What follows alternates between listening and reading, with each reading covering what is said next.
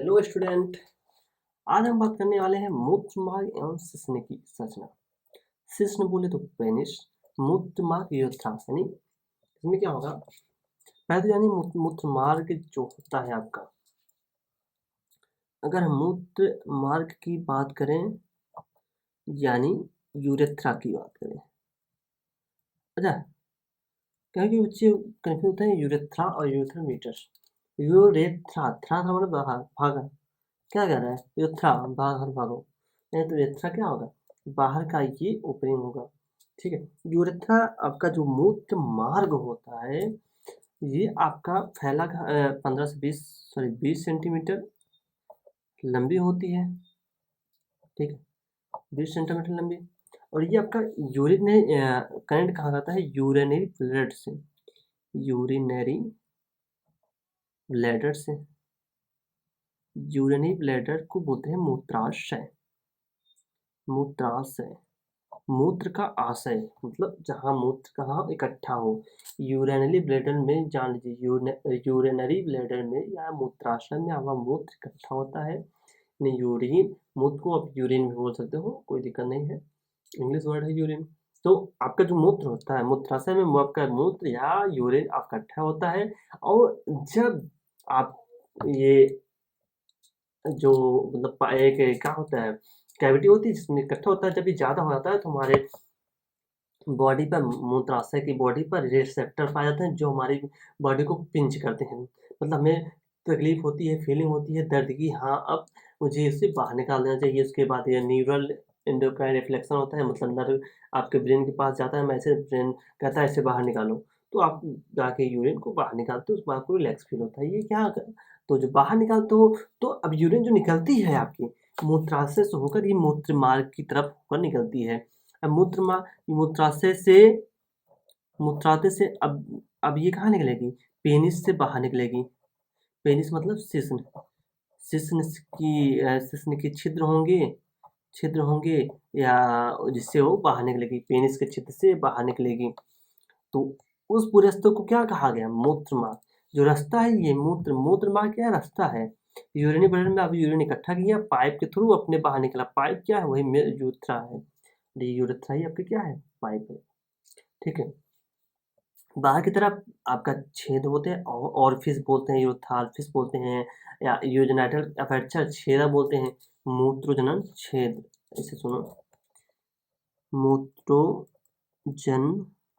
छिद्र, मूत्रोजनन छिद्र से आपकी जो मूत्र होती है वो बाहर निकल जाती है। ठीक है, अब क्या कहते हैं, ये 3 भागों में बांटा गया है। ऊपर से नीचे की तरफ अगर देखें तो 3 लेयर्स होती हैं इसकी। और फर्स्ट लेयर की बात करें तो उसको बोलते हैं प्रोस्टेटिक मूत्र मार्ग। मूत्र मार्ग को 3 भागों में बांटा गया है क्रमशः। पहला प्रोस्टैटिक मूत्र मार्ग, प्रोस्टैटिक, ठीक है, मूत्र मार्ग ये। और उसके बाद सेकेंड आपका होता है झिल्लीय मूत्र मार्ग, झिल्लीय मूत्र मार्ग। ठीक है, झिल्लीय मूत्र मार्ग इसे बोलते हैं मेम्ब्रेनस यूरेथ्रा, मेम्ब्रेनस यूरेथ्रा। ठीक है, ओके। अब आपका जो थर्ड है उसमें बोलते हैं शिश्नीय, शिश्नीय, ठीक, या बोलते हैं स्पंजी मूत्र मार्ग, स्पंजी मूत्र मार्ग। ओके, इसे बोलते हैं पेनिस, पेनाइल या पेनाइल मतलब शिश्नीय, बोलते हैं पेनाइल या स्पंजी मूत्र मार्ग, बोलते हैं यूरेथ्रा।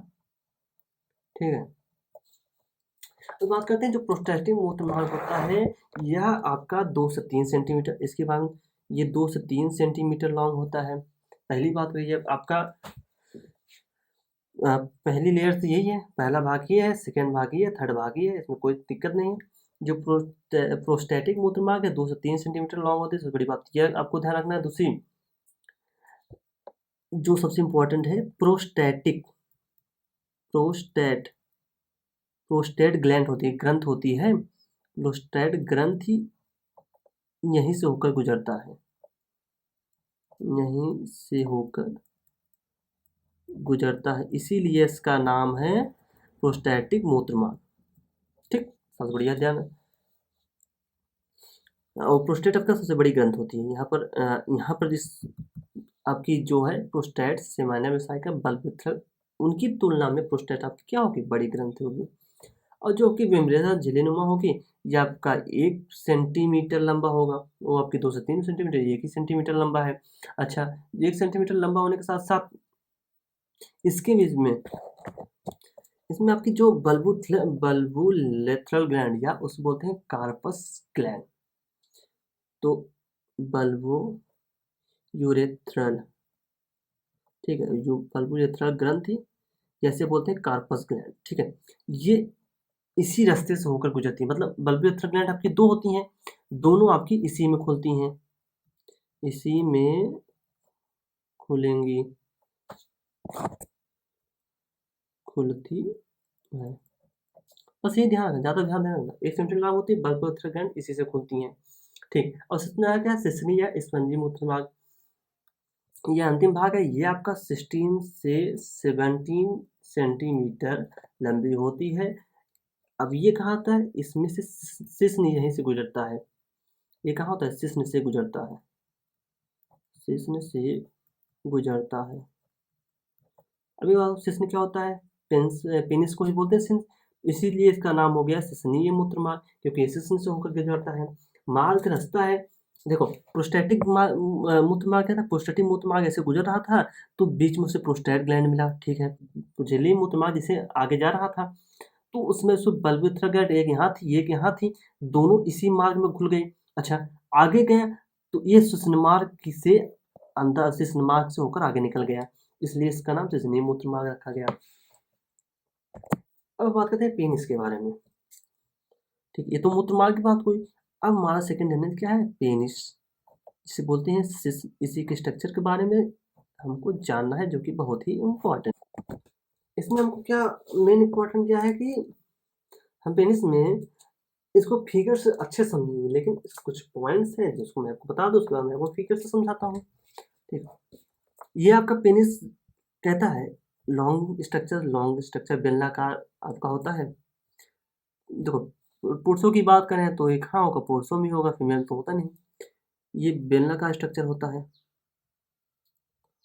बेलनाकार होता है। और दूसरी बात, इसमें जो सेल्स होती हैं वो इरेक्टाइल होती है, मतलब उत्थानशील होती हैं।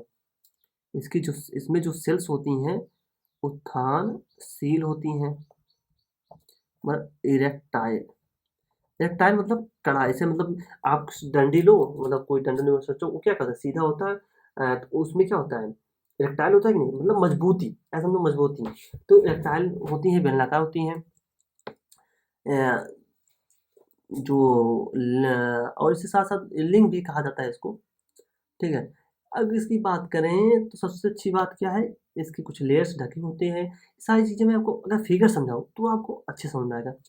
तो फिगर पहले हम देखते हैं, तो हम पेनिस को समझने के लिए इसका स्ट्रक्चर हमें समझना जरूरी है। तो सब स्ट्रक्चर मैंने आपके सामने ये रखा,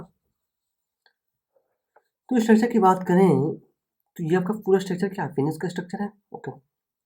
ये स्ट्रक्चर पेनिस का, ये आपका स्कोटम, वृषण, कोश, उसका एक वृषण, एक टेस्टिस, ये क्या है, वृषण कोश, ये आपका एक वृषण है, टेस्टिस है, ओके। तो टेस्टिस से आपका स्पर्म निकला, ये आपकी स्पर्म निकली, ठीक है। यहाँ से स्पर्म जो आपकी, मैंने बताया था सेमाइनल वेसिकल, मैंने जिन जिन पर टिक लगा रखा, ये सेमाइनल वेसिकल मतलब ये ग्लैंड्स हैं, ये कुछ न कुछ सिक्रीशन करेंगी, तो 3 ही हैं। तो अब यहाँ स्पर्म निकला, यहाँ सेमाइनल वेसिकल ने कुछ न कुछ सिक्रीशन किया, आके यहाँ इजैकुलेटरी डक्ट में, इजैकुलेटरी डक्ट बना, क्योंकि सेमाइनल वेसिकल और आपकी ये वास डिफरेंस होगी, ठीक, वास डिफरेंस आपकी सेमाइनल वेसिकल में इजैकुलेटरी डक्ट बनाती थी, ठीक है।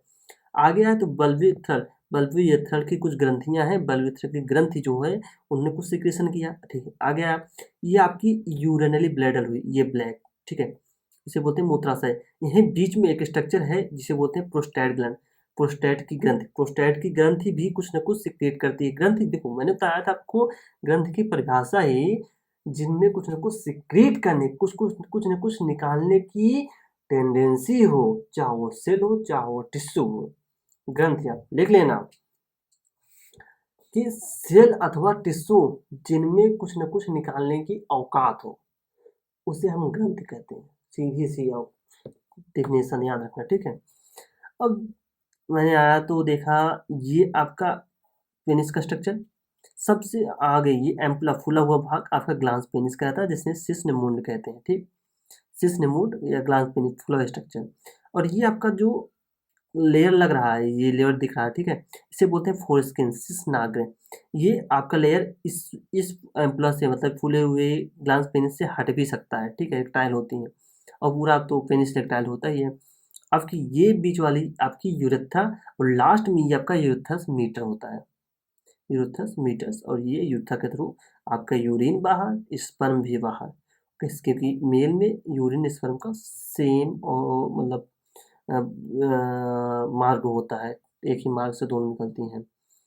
अब ये मैंने कहा सेमाइनल जाकर वेल्वुलेथ्रल और प्रोस्टेट ग्लैंड, इन तीनों के बारे में हमको देखना है, क्योंकि इन्हीं के बारे में हमको थोड़ा पढ़ना है कि इनका फंक्शन क्या है, ठीक है। अब एक और फिर से पेनिस को समझने की कोशिश करते हैं। ये पेनिस की ऐसे काटा गया है, अनुप्रस्थ काट है, मतलब ऐसे काटा गया है, ना कि ऐसे काटा गया हो, इसे कैसे अनुप्रस्थ काटा गया है, ठीक है, अनुप्रस्थ काट है। इस फिगर को देखो तो पेनिस की दो लेयर होती हैं, ध्यान रखना। फर्स्ट लेयर कॉर्पोरा कवर्नोसा और दूसरा कॉर्पस स्पंजियोसा, दो लेयर होती है पेनिस के, ठीक है। तो आपकी ये कॉर्पस कवर्नोसा हुई, आपकी कॉर्पस स्पंजियोसा, ठीक। इसके बाद ये आपके ट्यूनिका एल्बुजिनिया जो कि कॉर्पस कवर्नोसा कवर करता है, ट्यूनिका एल्बुजिनिया, ठीक है। ट्यूनिका एल्बुजिनिया किसका है, कॉर्पस कवर्नोसा का, और ट्यूनिका एल्बुजिनिया कॉर्पस स्पंजियोसम, ठीक है, यानी स्पंजियोसम से जुड़ा हुआ है कॉर्पस एल्बुजिनिया, यहाँ आपका कवर्नोसा से जुड़ा है। डीप आर्टरी स्ट्रक्चर पेनिस की हुई, ये आपका डॉर्सल व्यू है, ये वेंट्रल, यानी इसलिए ये आपका डॉर्सल, ये आपका वेंट्रल, ऊपर वह डॉर्सल नीचे वह वेंट्रल। डॉर्सल वेंट्रल का कॉन्सेप्ट मैं आपको अच्छे समझा दूँ तो, बट इसके लिए मुझे कोई अच्छा स्ट्रक्चर चाहिए, ठीक है, मैं आपको बाद में डॉर्सल वेंट्रल का व्यू समझा दूंगा। वही कार्पोरा कवर्नोसा, कार्पोरा कवर्नोसा जो होता है आपका पृष्ठवर्ती डोर, कैसा है, पृष्ठवर्ती डोरी है, क्योंकि ये आपका ध्यान रखना, ये आपका जो पेनिस होता है इसको कवर करता है, ठीक है, तो लेयर होती हैं। तो आपकी पृष्ठवर्ती डोरी है कौन सी, आपकी कार्पोरा सॉरी, हाँ कार्पोरा कैवर्नोसा। और आपकी अधरवर्ती डोरी कौन है, कार्पस स्पंजियोसा, ये आपकी अधरवर्ती डोरी है, अधरवर्तीय डोरी है, ठीक है। ये पृष्ठवर्ती पृष्ठ पे है, ये आपका नीचे होता है, अधरवर्ती होता है। अब इम्पॉर्टेंट पॉइंट है आपको जो नोटिस करना है कि आपका जो कार्पस स्पंजियोसा होता है और कार्पस, और आपने थोड़ा कार्पस स्पंजियोसा और कार्पोरा कैवर्नोसा, ध्यान दोनों कार्पोरा कैवर्नोसा है, कार्पोरा कार्पोरा कैवर्नोसा, कॉर्पस स्पंजियोसा, दोनों अलग अलग है, इस चीज को हमेशा ध्यान रखना। नोटिस करने वाली बात यह है कि आपकी शिश्न मूल होती है, शिश्न मूल, ठीक है, शिश्न मूल होता है। अब सोचो कि शिश्न मूल क्या होता है, जो आपकी शिश्न होती है उसके तीन भाग होते हैं। तो शिश्न जो आपका होता है, शिश्न ये तीन भाग में डिवाइड होता है, उदर भाग में, उदर भाग की तरफ तीन भाग डिवाइड होता है। पहला आपका होता है शिश्न या शिश्न मूल ही जिसे बोलते हैं, शिश्न मूल, शिश्न मूल को हम जड़ भी कहते हैं, जड़ यानी रूट, ठीक। और दूसरा आपका होगा शिश्नकाय, शिश्नकाय, ठीक। बॉडी ऑफ पेनिस जिसे बोलते हैं, बॉडी ऑफ पेनिस, ओके। अब थर्ड जो आपका होगा उसे बोलते हैं शिश्नमुंड, शिश्नमुंड जिसे बोलते हैं ग्लांस पेनिस, ओके। तो यही आपको कहा गया है जो आपका शिश्नमूल होता है, तो जो आपका शिश्नमूल होता है, शिश्नमूल में कॉर्पस स्पंजियोसा, शिश्नमूल में आपका जो कॉर्पस स्पंजियोसा है, स्पंजियोसा है, ठीक है, कॉर्पस स्पंजियोसा है जो आपका कॉर्पस स्पंजियोसम, स्पंजियोसम आपका आगे फूलकर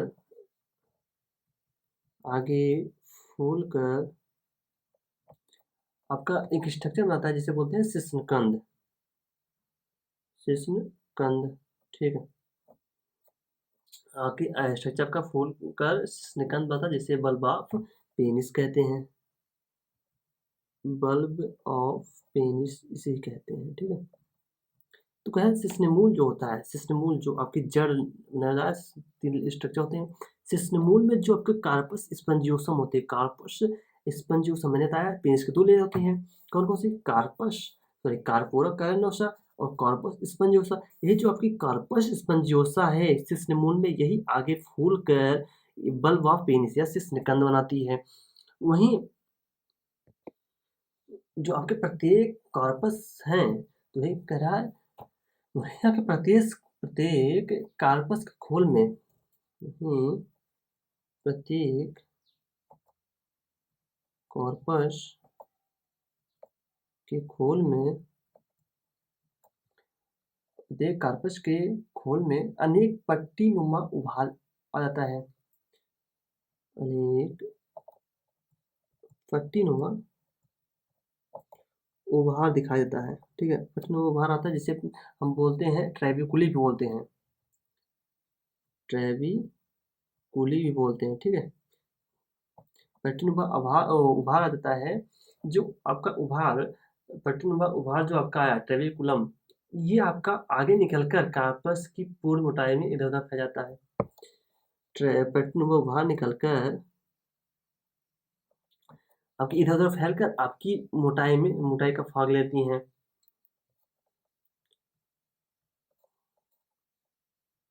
कॉर्पस की मोटाई में इधर उधर मतलब आसपास इधर उधर फैल जाती हैं, इधर उधर फैल जाती हैं,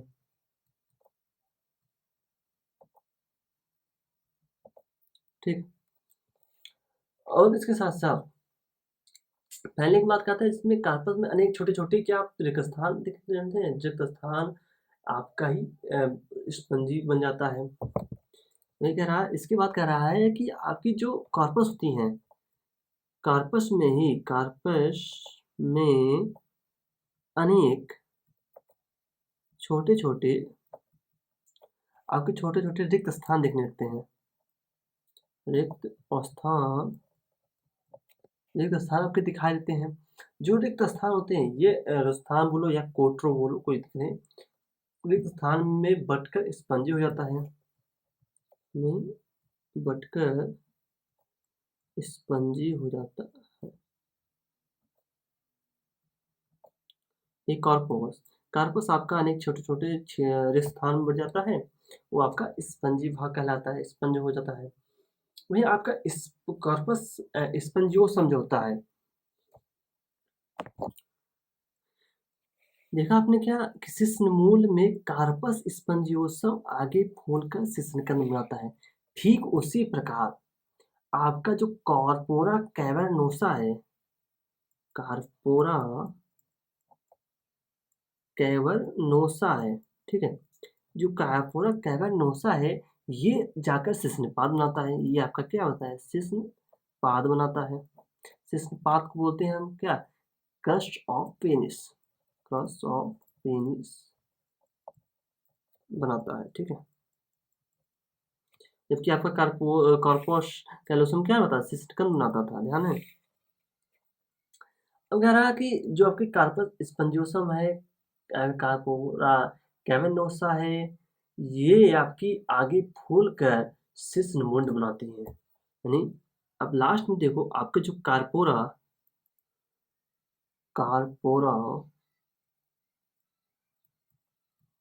कैवर्नोसा है और साथ में आपका जो कार्पस स्पंजियोसम है, ठीक है। कार्पोरा कैवर्नोसा और कार्पस स्पंजियोसा, ये आगे जाकर फूलकर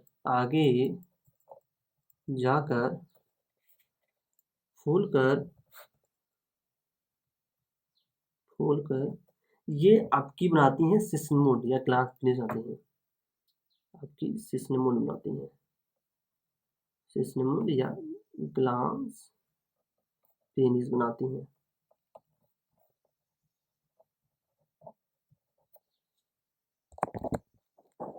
तो हमने क्या देखा, सिस्नमूल कार्पस स्पंजियोसम आगे फूलकर शिश्न बनाती है। शिश्न के आपके सिस्नमूल 3 पार्ट, सिस्नमूल, शिश्नकाय, शिश्नमुंड, ये उदर भाग का है, ये 3 है।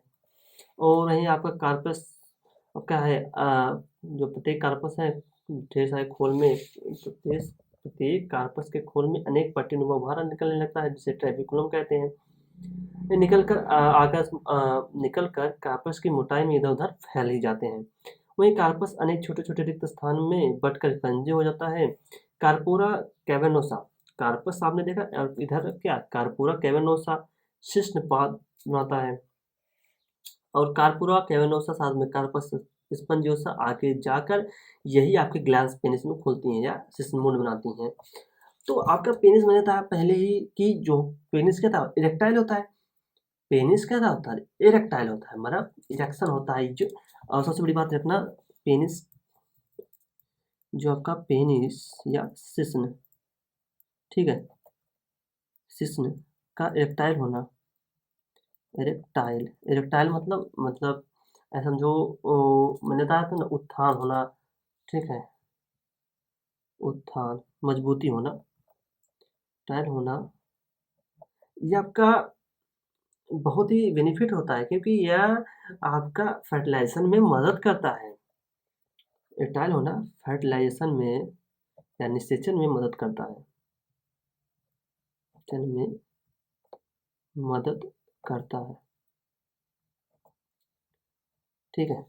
अब आपकी स्पर्म मैंने कहा था, स्पर्म आपका रेटिटोसिस, वहाँ सेमिनिफेरस ट्यूब्यूल्स निकली, रेटिटेस्टिस से आपकी कहाँ निकली थी, वास साफेरेंसिया, फिनेपिडाइमस वास डिफरेंस होकर एजेकुलेटरी डक्ट, एजेकुलेटरी डक्ट से आपकी धीरे धीरे वल्वुलर, सॉरी, एजेकुलेटरी डक्ट से आपकी जो थ्रग थ्रू आपकी बाहर निकला थी। देखो अब स्पर्म आपकी जब बाहर निकलती है, इस आपकी जो पेनिस होता है, ये फीमेल की वजाइना में एंट्री करता है ड्यूरिंग कॉपुलेशन। प्रजनन के समय आपका जो पेनिस होता है ये वजाइना में एंट्री करता है, जिसमें और इसके साथ साथ पेनिस का इरेक्टाइल होना, मजबूती होना, वो इरेक्शन मदद करता है, मतलब आपका निषेचन में मदद करता है। आपका स्पर्म इनसाइड वजाइना जाएगा और वहाँ पर फीमेल के अंदर ही ओवम का फर्टिलाइजेशन होता है, ठीक है। तो इसमें एक चीज़ ध्यान रखना, मैं क्या बताया था कि जो मेल में होता है आपका यूरिन और स्पर्म एक ही कॉमन जगह से निकलती है। कॉमन जगह क्या है आपने देखा, ठीक है, क्या है, यूथा के थ्रू। बात करते हैं हम नेक्स्ट, पुरुष की सहायक ग्रंथियां, ठीक है। अब पुरुष की कौन सी ग्रंथियां हैं जो हम मदद करती हैं, सहायक करती हैं। सहायक मतलब एक्सेसरी, ग्रंथि मतलब ग्लैंड इन मैन, तो हम कह सकते हैं एक्सेसरी जेनाइटल और सेक्स ग्लैंड, ऐसे बोलो, एक्सेसरी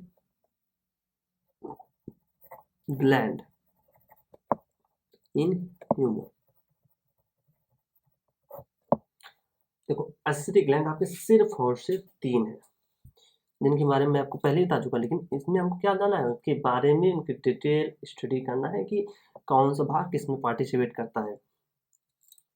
तो फर्स्ट पार्ट हमारा है आपका seminal vesicle. Seminal vesicle, seminal vesicle को कहते हैं शुक्राशय। शुक्राशय,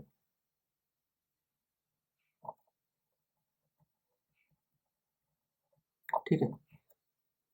इसमें एक चीज समझ आ रहा है, सेमाइनल वेसाइकल, शुक्राशय, शुक्र था शुक्राणु, आशय था रहना, मतलब शुक्राणु इसी में रहता है। बात सही है यार, एकदम बात सही है। बात सही ये है कि इसमें स्पर्म स्टोर नहीं होता है ना। पहले बात ये, स्पर्म स्टोर नहीं होता, स्टोर नहीं होता, ठीक है। इसमें आपका स्पर्म स्टोर नहीं होता, इसके बजाय इसमें क्या निकलता है, कुछ मतलब लिक्विड जैसा मटेरियल निकलता है, आपका कह सकते हैं येलोइश कलर, पीले रंग का क्षारीय द्रव्य निकलता है। इसमें आपका पीले रंग का क्षारीय तरल पदार्थ निकलता है, चिपचिपा, जो कि चिपचिपा होता है, चिपचिपा तरल पदार्थ निकलता है, ठीक है। नोटिस करने वाली बात क्या है, इसमें स्पर्म स्टोर नहीं होता, इसमें बल्कि पीले रंग का क्षारीय पदार्थ निकलता है। और आपका जो वीर्य होता है, वीर्य जिसे बोलते हैं सीमेन, तो हमने पढ़ा, क्या पढ़ा, स्पर्म पढ़ा, शुक्राणु बोलते हैं, वीर्य और शुक्राणु में डिफरेंस मैं आपको बताता हूँ, ऐसा मत होइए। तो जो आपका सीमेन होता है वीर्य का, ये 60% भाग बनाता है। तीसरा पर्सेंट ध्यान रखना, इसके जो आपके पीले रंग का पदार्थ, क्षारीय पदार्थ निकल रहा है, इसमें आपका फ्रैक्टोज होता है, ठीक है। आपका फ्रैक्टोज आपका, क्योंकि इससे चाहिए क्या, एनर्जी, फ्रैक्टोज एनर्जी के रूप में होता है। साथ में आपका शर्करा भी कह सकते हो, ठीक है, शर्करा भी होता है। यार फ्रैक्टोज क्या है, शर्करा ही तो है, फ्रैक्टोज क्या है, एक शर्करा ही तो है, फ्रैक्टोज शर्करा ही है। और प्रोस्टेट ग्लैंड्स होती हैं, प्रोस्टेट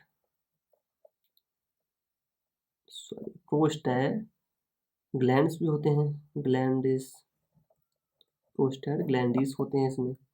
इसके साथ साथ सिमनोलेजिन होता है, इसमें क्या होता है, सिमिनोजेलिन,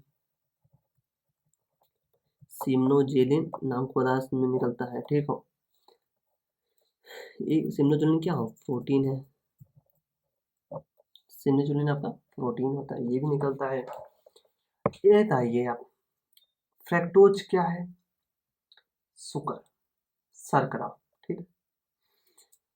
अगर इस बार फ्रैक्टोज है, फ्रैक्टोज शुगर होता है, आपने जो भोजन खाया उसमें क्या निकलता है, ग्लूकोज।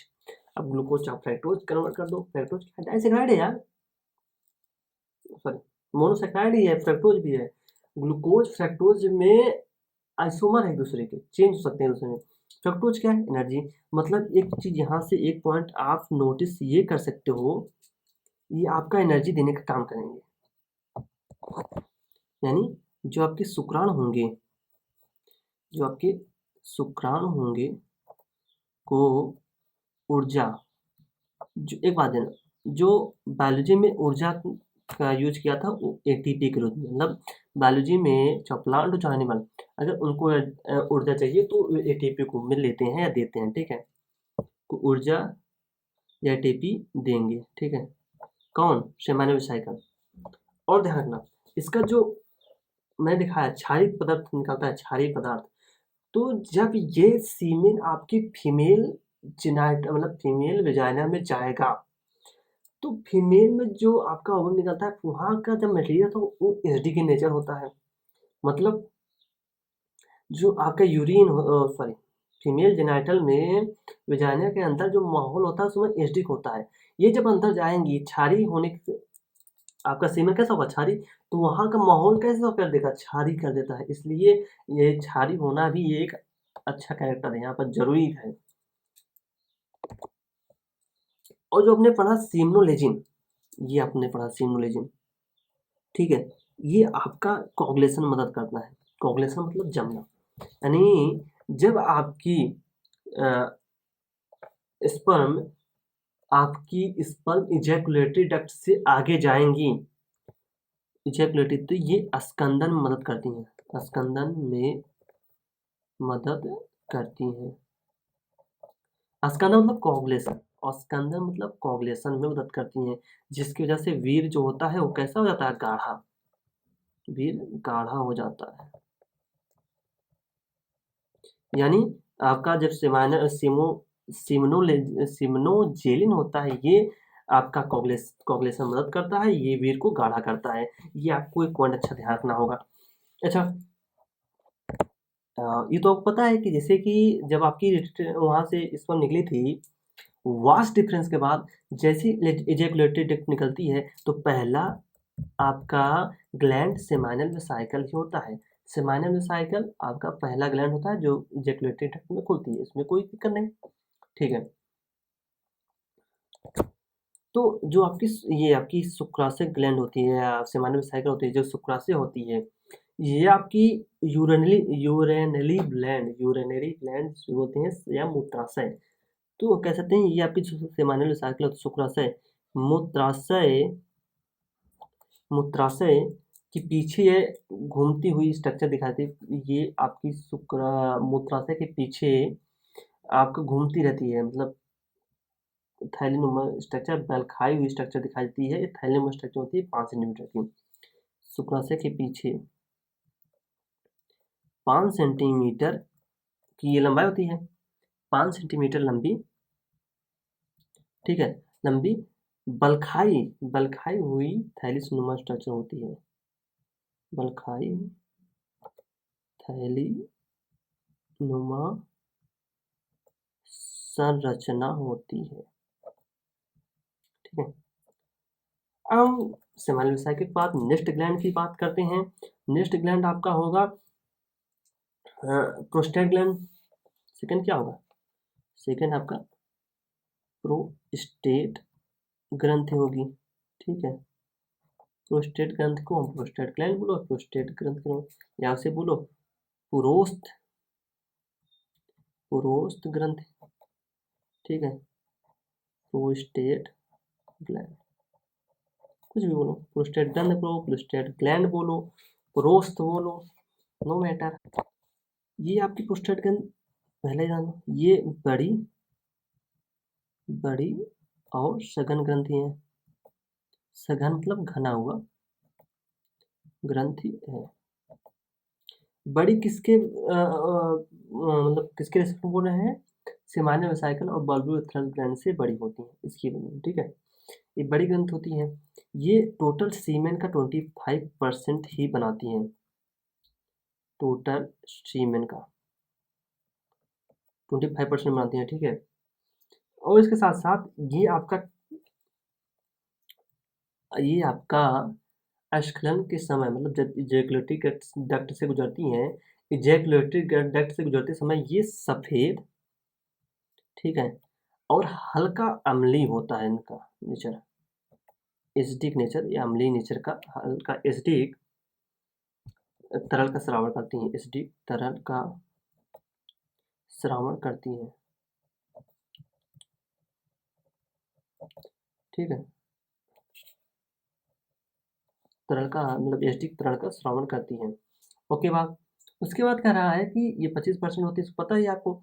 इसमें अब क्या क्या मटेरियल होते हैं ये जान लो। इसमें आपका सिट्रेट होता है, ठीक है, सिट्रेट होता है। इसके बाद फास्फेट होता है, तेज, ठीक है।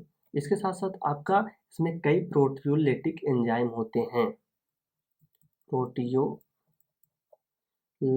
एंजाइम होते हैं,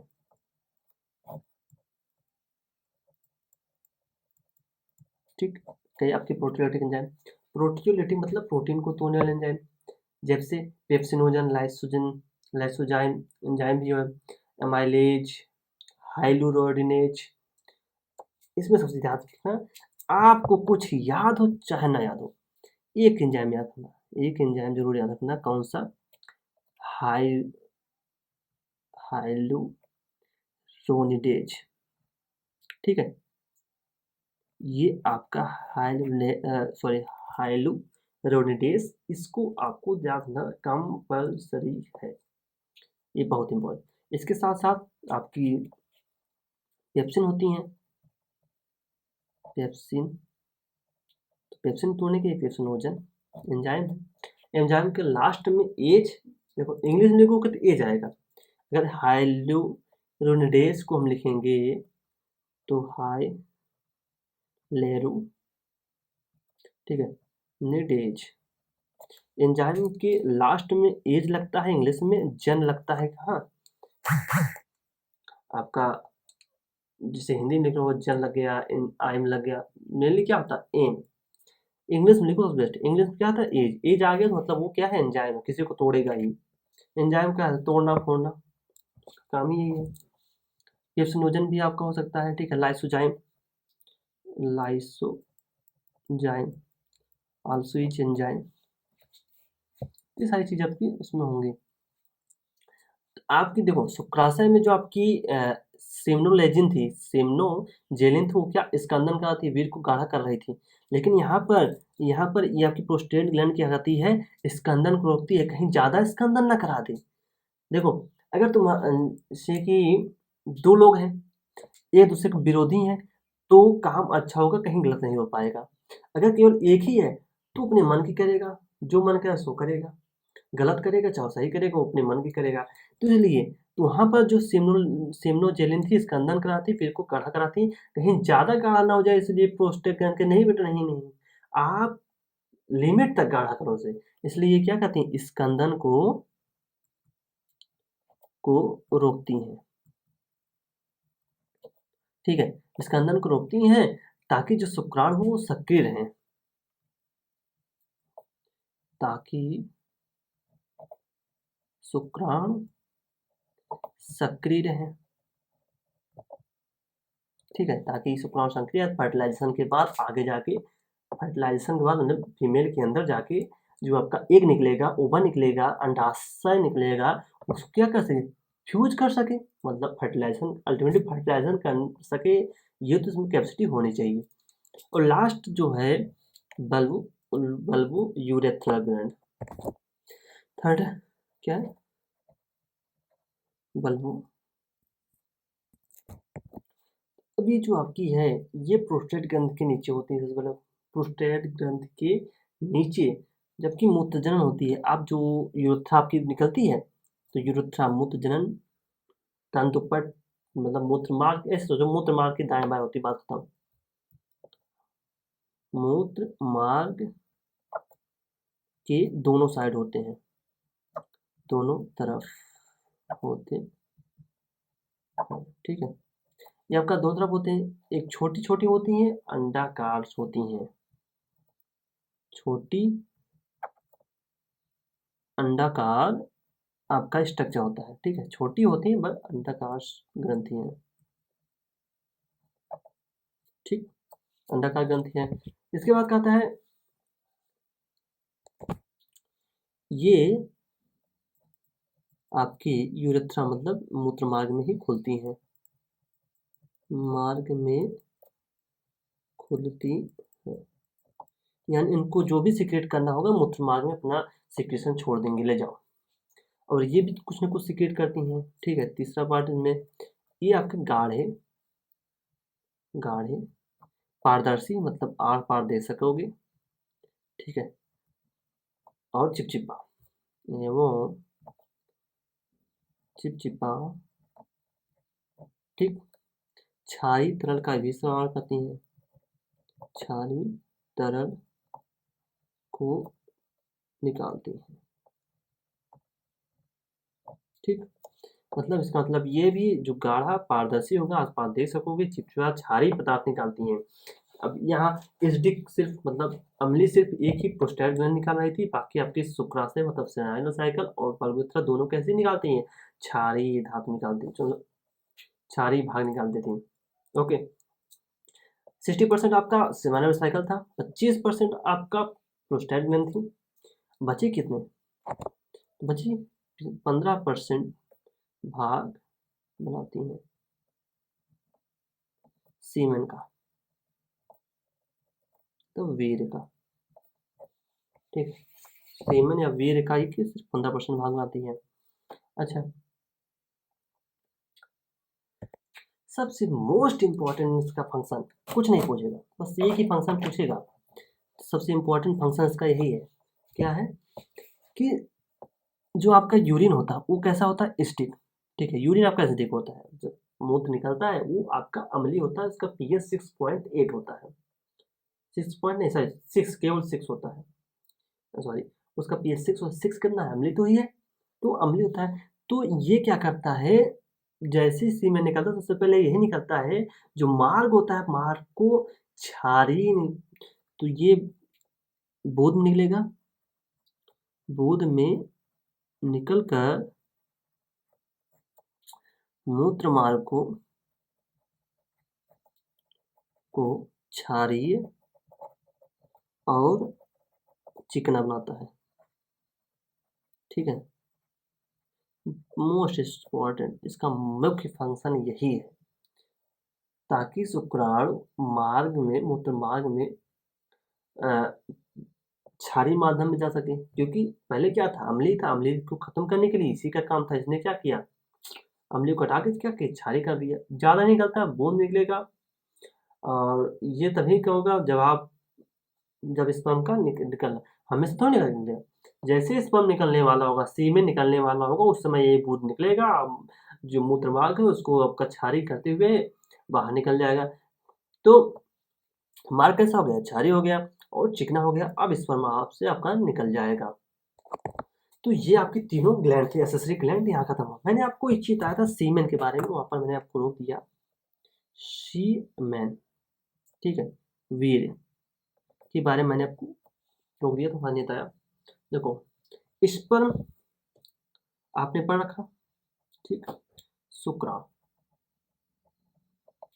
इसके साथ साथ और सेमाइनल प्लाज्मा, सेमाइनल प्लाज्मा, ठीक, सेमाइनल प्लाज्मा वही जो आपकी ग्लैंड्स ने जो सिक्रेशन किया है, ठीक है, जो ग्रंथियों ने आपका सिक्रेशन किया है उनका और स्पर्म को मिलाकर ही बोलते हैं सीमेन। मतलब सीमेन का कॉन्सेप्ट कब आएगा, जब आपकी सीमेन आपकी जैसे रुथा से बाहर निकलने होगी वहाँ सीमेन कहोगे, इसके पहले आप सीमेन नहीं कहोगे। जैसे आपका स्पर्म इजैकुलेटरी डक्ट में आया तो सेमाइनल प्लाज्मा ने कुछ सिक्रेशन किया, बल्बूथलन ने कुछ डाला, प्रोस्टेट ग्लैंड ने कुछ डाला, अब जाके आपका बल कहलाएगा सीमेन, ठीक, ये होता है सीमेन। एक बहुत इंपॉर्टेंट चीज मैं आपको बताना भूल रहा था, जो बल्बूथला ग्लैंड होती है ये आपकी पेयर में होती हैं, मतलब दो होंगी, मैं तो आपको बताया था बायोलॉजी में वर्ड अगर एक है तो सिंगल यूज होगा, दो है तो उसके लिए पेयर वर्ड यूज होता है, मैं आपको पहले लेक्चर से बता दिया था, पेयर वर्ड के लिए दो वर्ड के लिए बायोलॉजी में पेयर यूज होता है, तो ये कैसे होंगे, पेयर मतलब दो होंगे। वहीं आपकी जो प्रोस्टेट ग्लैंड होंगी ये आपकी सिंगल होती हैं, सिंगल होंगी प्रोस्टेट ग्लैंड, ठीक, प्रोस्टेट ग्लैंड कैसे होंगी आपकी सिंगल होंगी, एक होंगी, सेमाइनल साइकिल ये भी आपकी पेयर में होती है, ठीक, ये पूरा मेल रिप्रोडक्टिव सिस्टम खत्म। अब हमको सिर्फ मेल क्या पढ़ना है, गैमेटोजेनेसिस, मतलब गैमेट का फॉर्मेशन कैसे होता है, ये हमको सिर्फ और सिर्फ पढ़ना रह गया, बाकी मैंने पढ़ लिया। देखो, अब इसके बाद बुक में आपके दिया है कि फीमेल रिप्रोडक्टिव सिस्टम के बारे में बात करनी स्टार्ट कर दी। मेरा मानना है कि आप पहले गैमेटोजेनेसिस पढ़ लो, मेल की गैमेटोजेनेसिस करा लो, मेल का सब कुछ खत्म हो जाए, उसके बाद फीमेल की बात करेंगे, ठीक है। तो अगले लेक्चर से हम बात करेंगे क्या, मेल में होने वाले गैमेटोजेनेसिस, मतलब नर युग्मक का कैसे फॉर्मेशन होगा, सारी प्रोसेस पढ़ ली, मतलब क्या क्या कैसी चीजें निकलेंगी। अब मुझे सिर्फ गैमेट बनाने हैं मेल में, उसके बाद फीमेल रिप्रोडक्टिव सिस्टम बात करें, फीमेल गैमेट कैसे बनते हैं, ठीक। नेक्स्ट लेक्चर में क्या बनेंगे, गैमेटोजेनेसिस, गैमेट का फॉर्मेशन। थैंक यू, धन्यवाद।